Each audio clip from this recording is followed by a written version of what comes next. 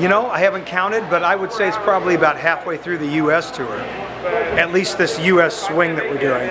And then we get back, we do 7 weeks in Europe and the U.K., come back and do some more shows in the U.S., and then back out to Japan to do a headline swing at the middle of January. Yeah. How do the fans compare, like in America, as opposed to like maybe Japan or Europe? Well, you know, I mean, fans are fans. I mean, they're all, I mean, with Y&T, they're all like dedicated, serious fans.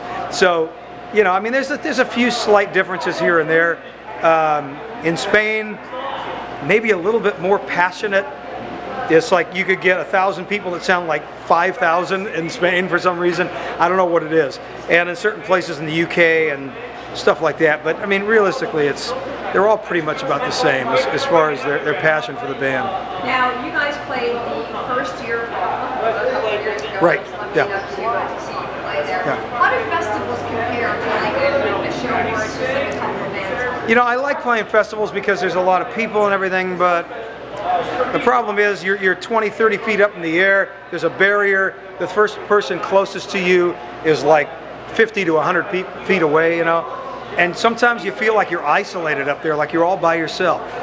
I like playing in an intimate place, 500 people, 1,000 people, 1,500 people, something like that. That's just where you can feel the energy of the people right next to you, they're right up next to you. That's just my preference. I mean, I love playing the festivals. It's great to have, you know, 40, 50,000 people at a certain place. It's great, but I don't know. I'd rather be playing intimate venues than, as far as being able to really get into the music. Yeah. Now, Face Melter, your new album. Yeah. Awesome album. Thank you. How's it being received? I mean, do you keep count of how many sales there are? Well, we don't know about the sales yet because it's still a little bit too early. It takes like about 6 months before you start seeing all the sales figures come in. But Europe has done very well from what we've heard.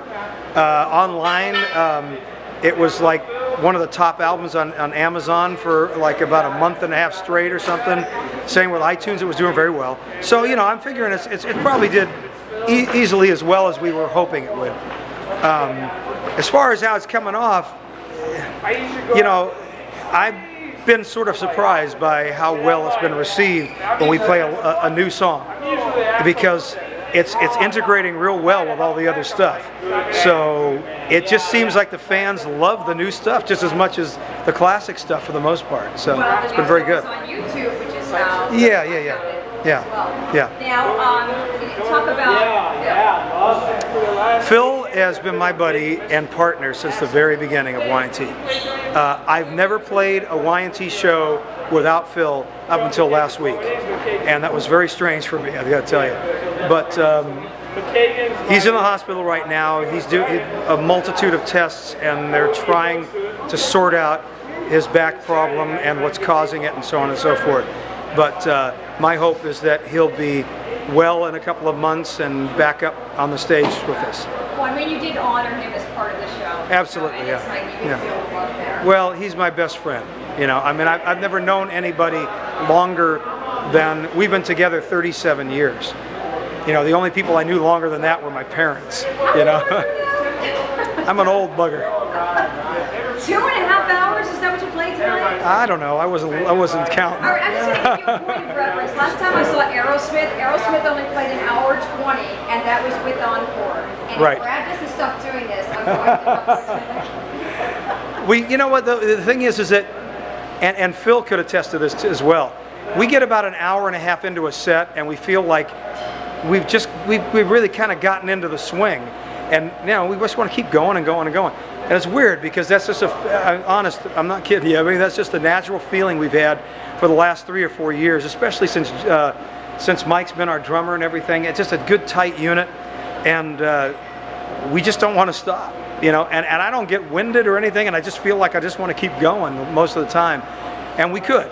And but you know, I mean, yeah, you get past 2 hours and some of the people start yawning out there. So it's like, no, you know, we get 2 hours in, that's good. That's 2 1/4, you know, something like that. That's good. But now it's time for you to buy us breakfast, and we understand. Yeah, right. So, but thank you so much for taking the time. Absolutely. To chat with us. We really appreciate it. My pleasure. See you again soon. Cheers.